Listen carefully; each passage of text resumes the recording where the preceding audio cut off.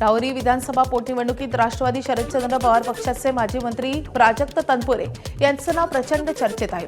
खरं तर तनपुरे भाजपमध्ये जातील, सत्तेत सहभागी होतील अशी चर्चा सुरू आहे। मात्र त्यांनी यापूर्वी अनेकदा संधी असतानाही सत्तेत न जाता पक्षनिष्ठा सांभाळली होती। मात्र निष्ठा तत्व सांभाळताना राजकीय नुकसान झाल्याची खंतही त्यांनी बोलून दाखवली आहे। माझ्यासोबत पक्षात असणारे तिघे जण राष्ट्रवादी अजित पवार पक्षात गेले, तिकडे त्यांना कॅबिनेट मंत्रीपद मिळालं।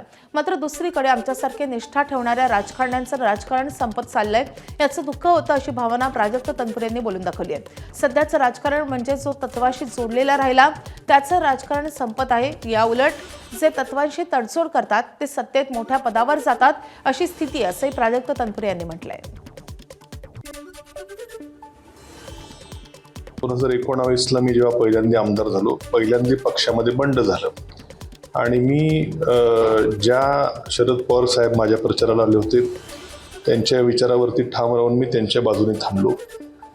सत्तेच्या बरोबर न जाता विचारांची प्रामाणिक राहिलो। आजही आहे, जे सत्तेबरोबर जातात, विचारांची काही तडजोड 180 डिग्रीमध्ये तडजोड करतात, ती लोक कुठेतरी सत्तेच्या मोठ्या पदावर आहेत, राज्यात मोठ्या भूमिका घेतात आणि आमच्यासारखी लोक मात्र आमचं राजकारण त्या ठिकाणी संपताना दिसतंय। ही एक उद्विग्नता, खिन्नता निश्चितपणे आहे।